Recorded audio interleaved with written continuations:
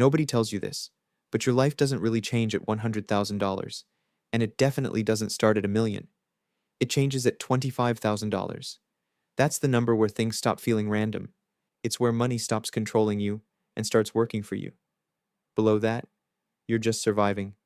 But once you hit that level or go above it, you're finally in the game. And no, this isn't some motivational line. It's a very real shift in how you think, how you act, and the options you actually have. It's the difference between reacting to life and actually starting to shape it. Killing the survival brain. Here's the part people ignore. When you've got less than 25 grand, your brain isn't thinking about building wealth. It's just trying to keep you afloat. That's it. You're not making strategic decisions. You're making desperate ones. You take the job you hate because you need stability. You stay in situations you've outgrown because you can't afford the disruption. You avoid risks, not because they're bad, but because failure simply isn't an option. That's not a mindset problem. It's pressure. People love to say, just think long term. But it's hard to do that when short-term survival is on the line. Think about it in real terms. When your account is close to zero, every decision feels heavy. Even small expenses feel like threats. You hesitate before buying basic things, not because they're expensive, but because you don't know what's coming next. That constant tension drains your focus. It keeps you stuck in a loop where you're always solving today's problems instead of building for tomorrow. However, the second you see $25,000 in your account, something shifts. You can breathe. You stop checking your balance every 2 days, and you stop calculating whether you can afford small things. You stop living in that constant, low-level anxiety. That mental breathing room is where better decisions come from. That's where real wealth actually starts being built. It's not just about money, it's about clarity. When the math finally starts working, saving your first $5,000 is brutal. It's cutting everything, saying no all the time, and watching other people spend while you're holding back. It feels slow, frustrating, and like nothing is happening. That's why most people quit. But the truth is, the early phase is supposed to feel like that because you're building momentum from zero. You're learning discipline. You're building habits.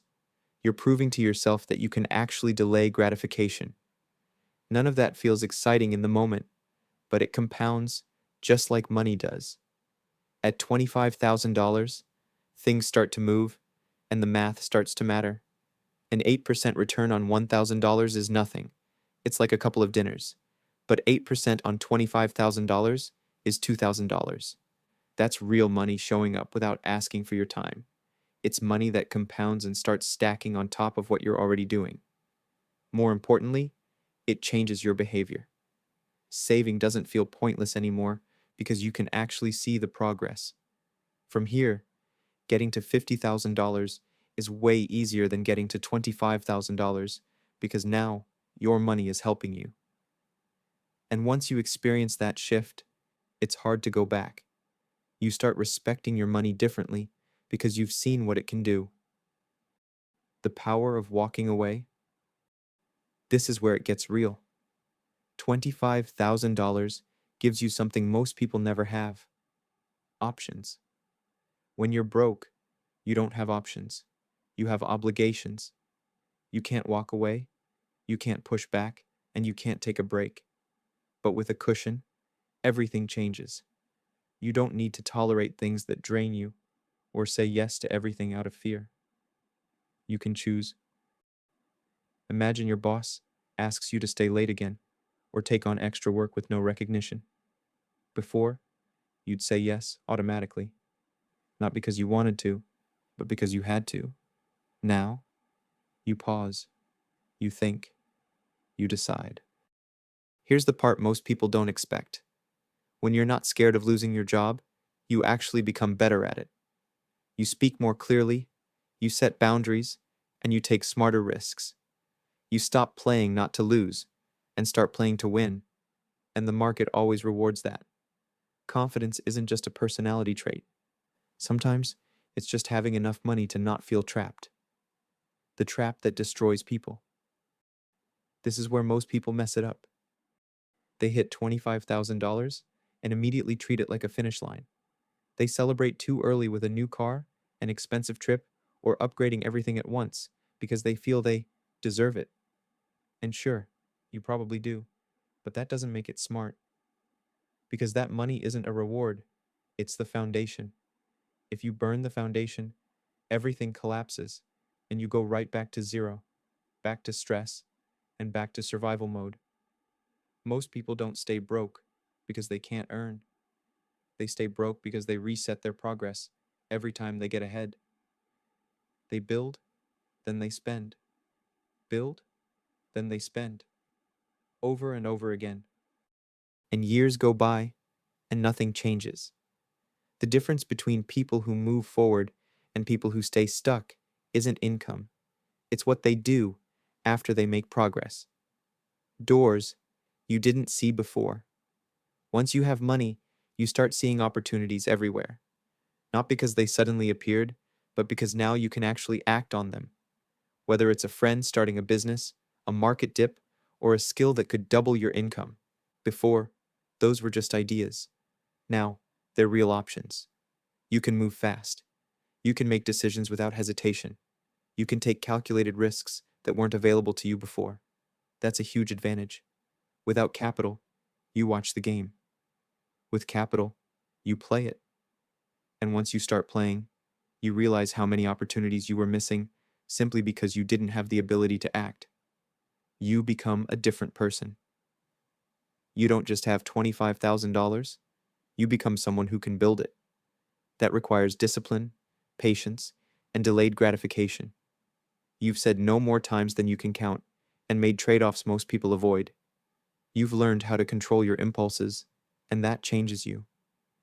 You stop reacting emotionally to money and stop spending just because you can. You start thinking in terms of outcomes. You go from consumer to builder. That identity is what gets you to $100,000.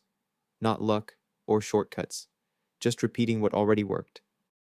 And once that identity clicks, everything else becomes easier.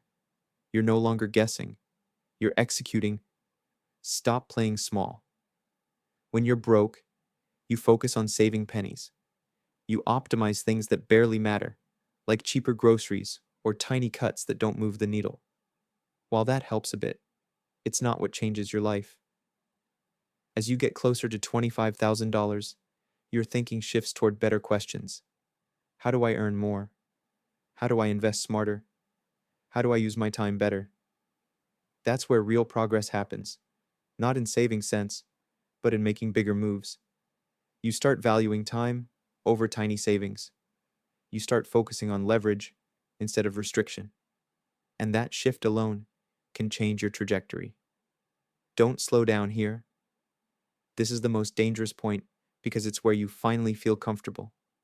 You're not stressed or struggling the same way, and that's exactly when people relax. They slow down, lose urgency, and stop pushing. That's a mistake. Momentum matters. What got you here still works, and now it works even faster. So don't back off. Use the cushion, the clarity, and the momentum to push harder. The truth is simple. The first $25,000 is the hardest, and the next ones come much faster. Stop overthinking. Check your numbers, make a plan, and start stacking. Your future self won't care about the small things you bought today. They'll care about the freedom you built. And it all starts with that first $25,000.